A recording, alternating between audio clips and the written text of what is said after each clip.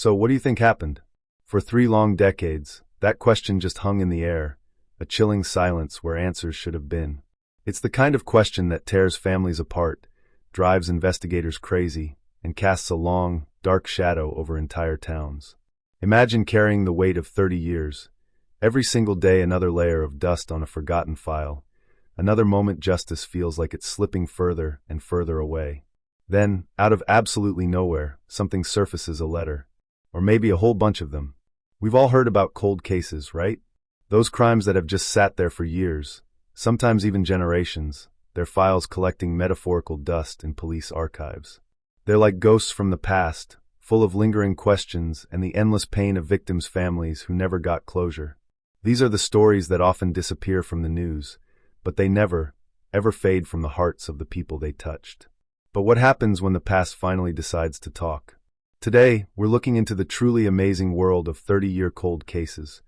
Mysteries that seemed impossible to solve, finally cracked wide open by the most unlikely things, secret letters. And these aren't just bits of paper. They're like a direct line to the past, carrying deeply personal stories, anguished confessions, or tiny clues that were missed decades ago. We'll explore how these written words, sometimes cryptic, sometimes heartbreakingly direct, can become the key that finally unlocks handcuffs, rewrites history, and answers that haunting question. What did happen? A cold case is so much more than just an unsolved crime. It's like a wound that just won't heal. Picture a detective back in, say, 1990. They're carefully collecting evidence, interviewing anyone and everyone, chasing down every single lead for a brutal murder or a baffling disappearance. They pour weeks, months, maybe even years into it, but then nothing. The trail just goes cold. Witnesses' memories start to get fuzzy, evidence gets contaminated or simply isn't enough with the technology they had back then, and leads dry up like rivers in a desert. Eventually the file gets stamped cold, but for the families of the victims, the case is anything but. It's a daily ache, a constant feeling of someone missing, an unending loop of what-ifs. For the investigators themselves, a cold case can hang over their entire career, a nagging reminder of a puzzle they just couldn't solve. Detectives often talk about the incredible emotional toll, the weight of carrying these unresolved tragedies. They see the faces of the victims in their files, hear the lasting grief in the voices of the families, and live with this deep sense of duty to someday bring them answers. Take Todd Matthews, for example. He became a key figure in solving the Tent Girl case after marrying into the victim's family. He spent years of his life driven by this very need. That's not just an official doing a job. That's someone deeply, personally invested in finding the truth for a woman who was anonymous for decades. So why do cases even go cold? Well, there are tons of reasons. Back in the day, forensic science, even though it was cutting edge for its time, was a pale shadow of what we have now. DNA analysis was brand new, or didn't even exist for older cases. Fingerprint databases were manual and pretty limited. Sometimes the killer was like a ghost, leaving no clear trace, or they were someone completely off the radar, never even considered a suspect. Other times, crucial evidence was just overlooked, its importance wasn't understood, or it was simply lost over time. All these dead ends, fading memories, and old tech create that haunting silence that can stretch for 30 years or even more. A silence many fear will never be broken. The hope for justice starts to fade, but for a few dedicated people, it never truly goes out.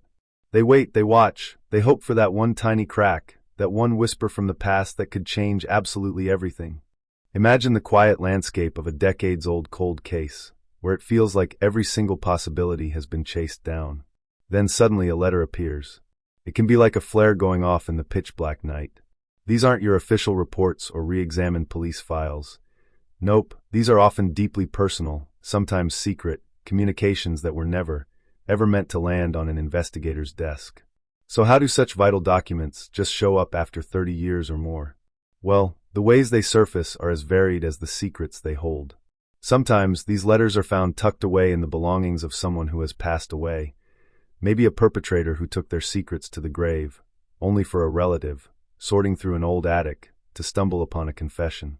Or perhaps they belong to a victim, their words painting a picture of their fears, their relationships, or the danger they sensed was coming, clues that were unreadable or just plain undiscovered at the time.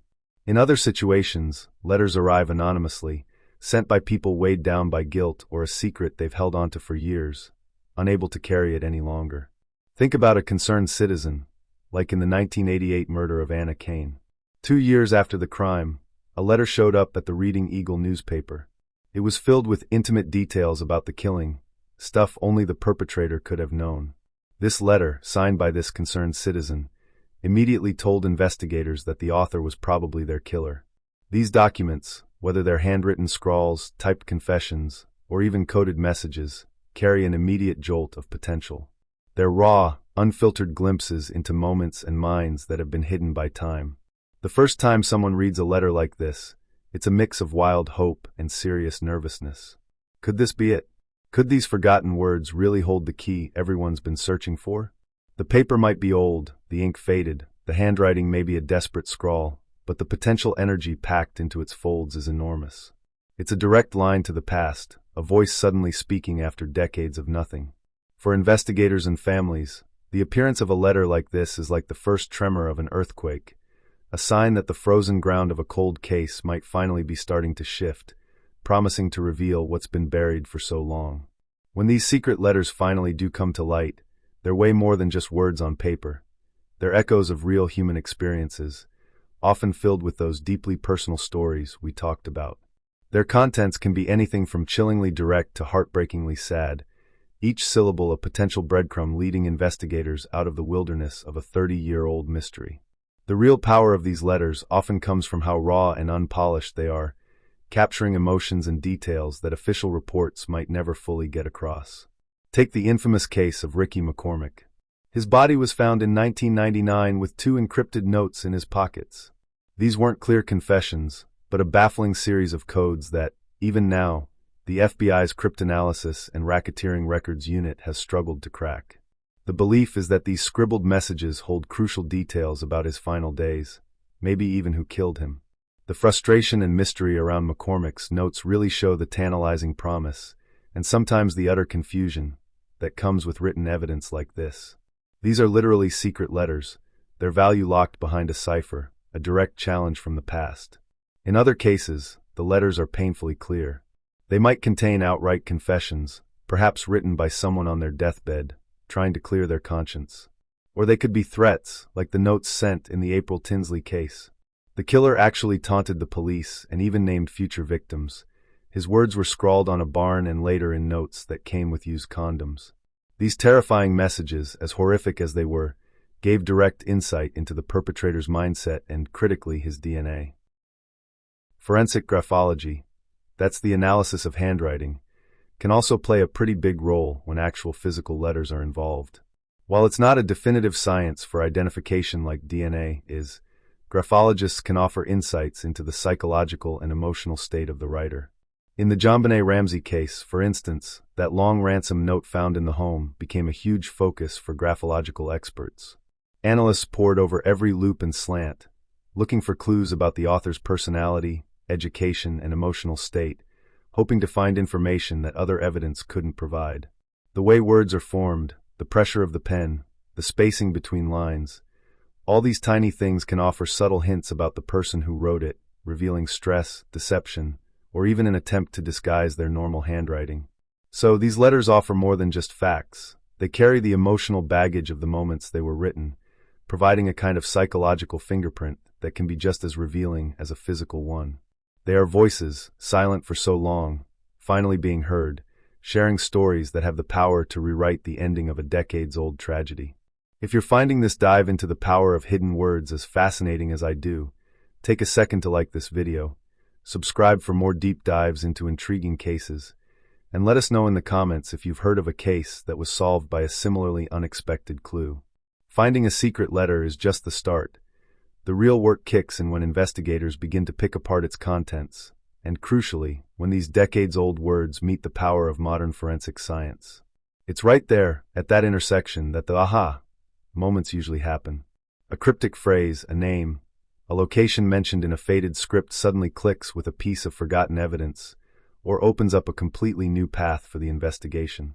These letters become the spark, pushing for a fresh look at everything they thought they knew and everything they didn't. Forensic graphology, which we touched on, is one of the first things they look at when a handwritten document shows up. Experts in this field don't just read the words, they dissect the very structure of the writing. They examine how letters are formed, the spacing, the slant, the pressure, and all those unique little flourishes that make each person's handwriting distinct, almost like a fingerprint. They look for signs that someone tried to disguise their writing, or they compare the letter in question to writing samples from potential suspects. In cases where a letter is the main piece of new evidence, graphology can help narrow down the list of suspects or back up other, shakier links. While its acceptance in courts has changed over time, and it's often used alongside other evidence, its ability to give insights into the author's characteristics can be priceless.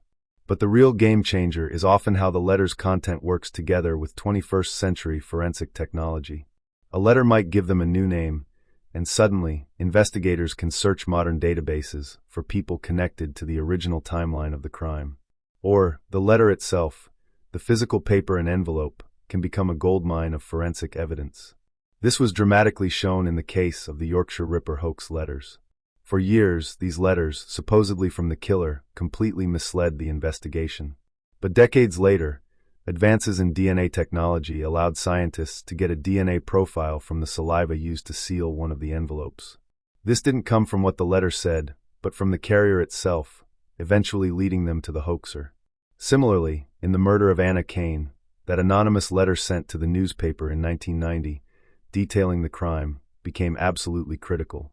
The saliva on the envelope was tested, and it matched DNA found on Kane's clothing. For years, this profile was just John Doe. But in 2022, using advanced genetic genealogy, the DNA from that very envelope was finally matched to a man named Scott Grimm, who had died back in 2018.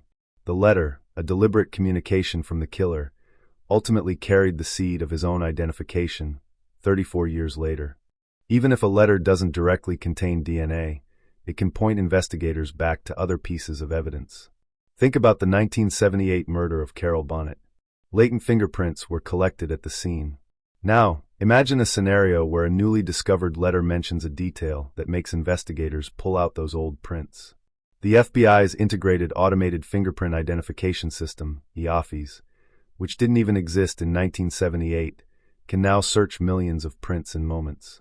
In Bonnet's actual case, a scribbled note, Jerry W., on a flyer led investigators to Jerry Watson.